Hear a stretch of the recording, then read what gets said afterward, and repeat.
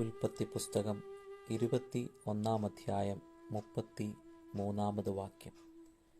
Abraham ബേർശേബയിൽ ഒരു പിചുലവൃക്ഷം നട്ടു, നിത്യദൈവമായ യഹോവയുടെ നാമത്തിൽ അവിടെ വെച്ച് ആരാധന കഴിച്ചു. എന്തിനാണ് അബ്രഹാം ഒരു വൃക്ഷം നടുന്നത്? അതിനുശേഷമാണ് അബ്രഹാം ദൈവത്തെ ആരാധിക്കുന്നത്. ആരാധനയ്ക്ക് മുൻപേ അബ്രഹാം ഈ പിചുലവൃക്ഷം എന്തിനാണ് നട്ടത്? വൃക്ഷം നട്ടതിന് ശേഷം എന്തിനാണ് ഒരാരാധന? എന്താണിതിൻ്റെ അർത്ഥം? നിങ്ങൾക്കറിയാമോ? അറിയാമെങ്കിൽ ദയവായി കമൻ്റ് ചെയ്യുക.